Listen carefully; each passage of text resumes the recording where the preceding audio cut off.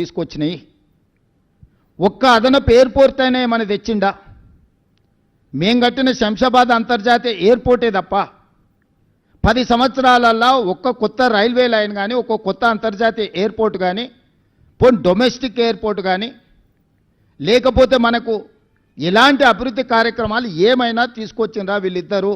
మనం ఇచ్చిన ఐటీఐఆర్ను రద్దు చేయడం తప్ప, ఏఐబీపీ ప్రాజెక్టుల కింద మనం ఇచ్చిన ప్రాజెక్టులను రద్దు చేయడం తప్ప, సాగునీటి ప్రాజెక్టుల మీద 6,000 కోట్ల రూపాయలు బ్యాంకుల ఎఫ్డీతోని జిహెచ్ఎంసీని అప్పచెప్తే ఈరోజు 10,000 కోట్ల రూపాయలు అప్పు ఉంది జిహెచ్ఎంసీ మీద. మరి కౌన్సిలర్లు వాళ్ళే గెలిచిండ్రు, కార్పొరేటర్లు వాళ్ళే గెలిచారు, ఎమ్మెల్యేలు వాళ్ళే గెలిచారు, ఎమ్మెల్సీలు వాళ్ళే గెలిచారు, ఎంపీలు వాళ్ళే గెలిచిండ్రు. మొత్తం పరిపాలన మీద 100% గుత్తాధిపత్యం వాళ్ళ చేతుల్లోనే ఉంది. ఎందుకు అభివృద్ధి చేయలేకపోయినరు? హైదరాబాదు దాహార్తి తీర్చడానికి ఏదైనా ఒక నూతన తాగునీటి పథకాన్ని 10 ఏళ్లలో వీళ్ళు మొదలుపెట్టినరా? పూర్తి చేసిండ్రా? మీరు ఒక్కసారి చెప్పండి. ఈరోజు కృష్ణానది జలాల నాడు చంద్రబాబు నాయుడు గారు మొదలు పెడితే phase 1, phase 2, phase 3 Congress party చేసింది.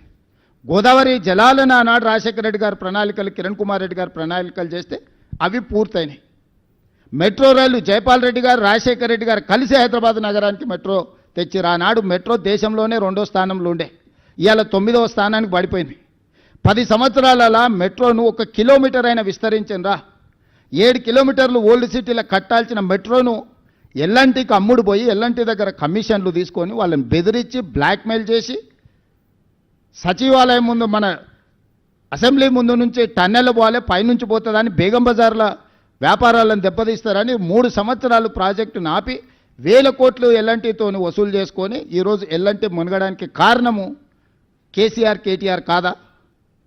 మీరందరూ సజీవ సాక్ష్యం కదా. ఎల్ఎన్టీని ఎట్లా బ్లాక్మెయిల్ చేసిండు చంద్రశేఖరరావు? ఎందుకు మెట్రో నగర విస్తరణతో పాటు మెట్రో విస్తరణకు ఎందుకు ప్రణాళికలు చేయలేదు?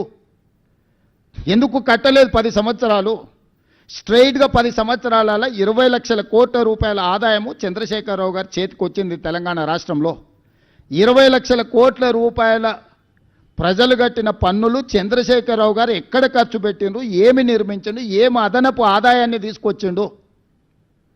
మా 10 సంవత్సరాలు మేము నికార్స్గా ఈరోజు నేను చెప్తున్నా, ప్రతి ఒక్కటి మిమ్మల్ని నేను తీసుకెళ్ళి చూపిస్తాను. అంతర్జాతీయ ఎయిర్పోర్ట్ కానీ, ఔటర్ రింగ్ రోడ్ కానీ, హైటెక్ సిటీ చుట్టూతో వచ్చిన ఐటీ కంపెనీలు కానీ, ఎడ్యుకేషనల్ ఇన్స్టిట్యూట్స్ కానీ, హైదరాబాద్లో ఈరోజు